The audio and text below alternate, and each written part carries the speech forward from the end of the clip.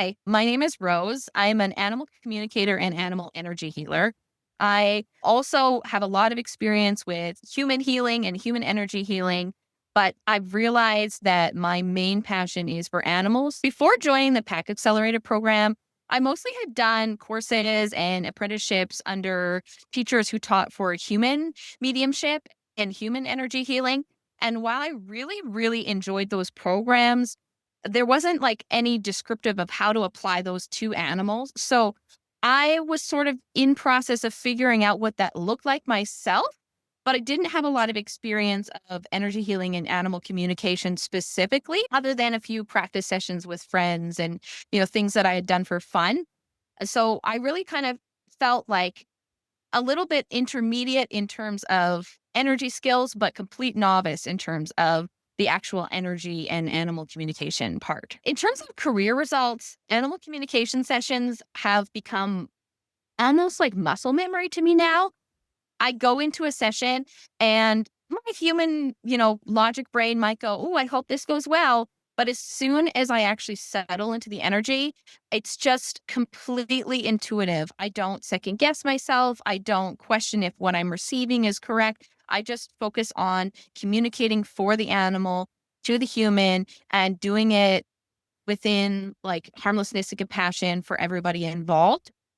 And one thing I actually noticed is that since I started doing the practice sessions that you do as part of the program, and I really got into the energy, I can't keep up with the amount of requests I'm having for practice sessions. I actually had to pare my hours back because I was just leaving open because I didn't assume I'd be fully booked. I've literally been fully booked since March, like doing somewhere between 4 and 8 sessions a week. I've had to actually also come up with professional boundaries, which is something that I've kind of struggled with is boundaries in general in my life. I think many of us do. But one of the things that in being there to support the animals, I have to make sure that my energy is there too. So I've learned to find a real ease and flow in the sessions and also how to support myself and having enough energy to get to that place of ease and flow by having these boundaries and making sure that when I'm available to do these sessions is when I'm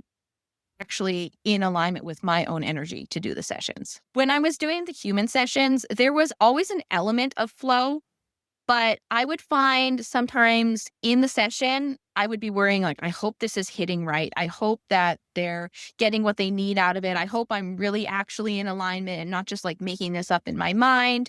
And I would say probably in the last month and a half, 2 months, I don't have those thoughts or questions in the session at all anymore. Occasionally, I might have it beforehand and it's like my own anxiety sometimes and I'm like, okay, that's actually just letting me know that maybe my energy is a bit low today.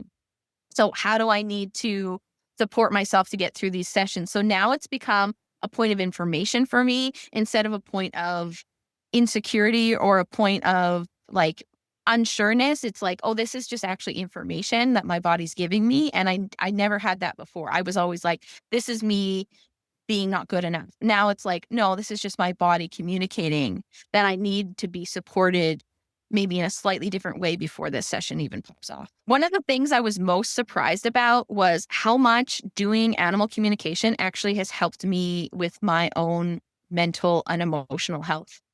Being in a devoted space of healing doesn't just help the animals and help the humans that are coming to me, it helps me. I had a teacher once tell me that no matter what healing you're doing, a little bit of that is always going to stick to the practitioner. Kind of like how there's always a little bit of oil left in the funnel when you're pouring anything through a funnel, and that really just has rung true in a different way with animal communication than it did with the human healing because there was just something not quite right there for me, and I think I was not in a place to receive. Now that I know that I'm really following like my soul's path, I can just relax and receive that healing myself. And so I've been on a mental health journey for a couple of years now, and I feel like the times I'm most at peace are in and around animal communication sessions. And I know that this is an amazing gift the animals are giving to me in reciprocation of the amazing gifts that I'm giving to the animals by giving them a voice. On a personal level, it's helped me in probably more ways than I even can recognize. But I would say becoming aware of boundaries in my personal life has been something that I become more aware of.